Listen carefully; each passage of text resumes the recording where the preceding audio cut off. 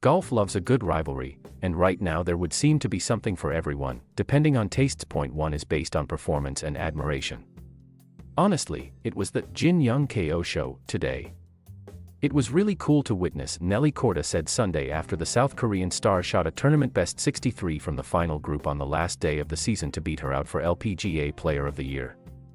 The other is rooted in petty arguments and trash talk.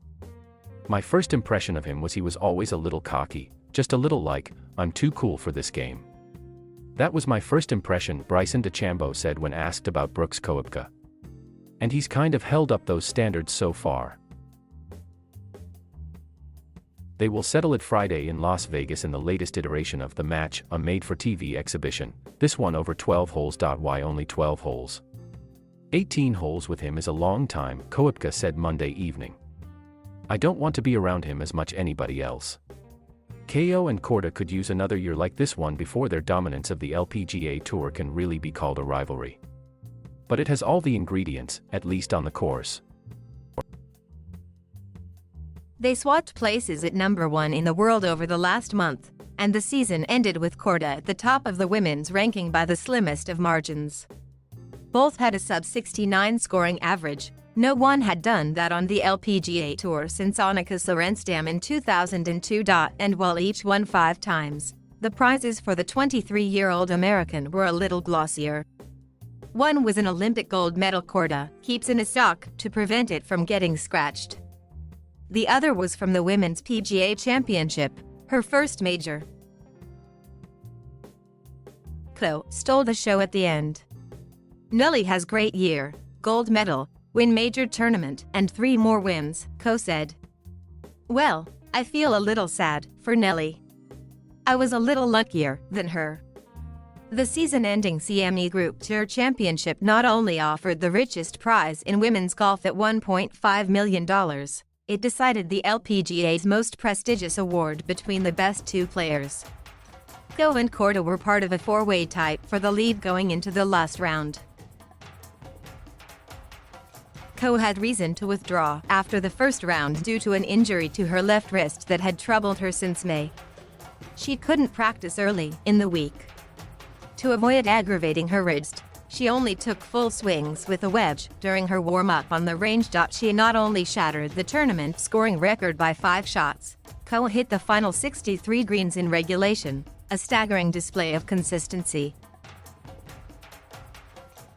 This is great for women's golf and great for our tour, Olivia Ko said of their battle. What was great for men's golf was seeing a video of Tiger Woods swinging a golf club again, nearly 9 months after a car accident that shattered bones in his right leg. Never mind that it was only 1 wedge, and the video lasted all of 3 seconds. That might make 12 holes of the big match in Las Vegas feel like an eternity. But then, it's good to at least get this out of the way. I think the whole world wants to see it, said Koepka, presumably using a figure of speech since at least a small part of the world will be busy searching for Black Friday deals the day after Thanksgiving. Koepka and DeChambeau's dislike for each apparently goes back to the first time they played together in the final round of the 2016 Masters. I never really liked him, Koepka said. It became public at Liberty National in 2019 at the start of the PGA Tour postseason. Koepka had been vocal about slow play, and it was clear DeChambeau, who was glacial, was the target. So when DeChambeau saw Koepka's caddy talking to 2 reporters on the practice green, he walked over and told Ricky Elliott to tell his boss that if Koepka had any problems he could always go straight to him. You can tell him that, Elliott replied, and sure enough, that's how it unfolded a short time later. And that supposedly was the end of it. But then DeChambeau was doing a live streaming video game on Twitch when he was overheard making fun of Koepka by saying he didn't have any abs in ESPN's Body Issue magazine. In Koepka's mind, it was game on. And on it went. There was the leaked video of Koepka rolling his eyes as DeChambeau walked behind him at the PGA Championship. Fans began shouting Brooksy at DeChambeau. Both stand to make money off this silly social media dispute, and there remains no small measure of skepticism that it's all staged as part of the hype Las Vegas loves. The PGA Tour is offering a $40 million bonus pool for a player impact program that is measured by various metrics, and DeChambeau suspects that's what has been driving Koepka. "It's disgusting the way the guy has tried to knock me down," DeChambeau said. "There's no need for it in the game of golf." "For what reason?" "I don't know.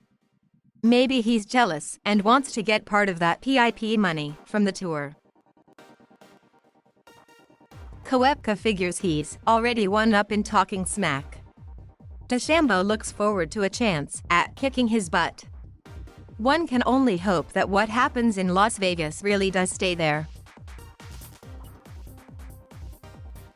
Thank you for watching. Please subscribe.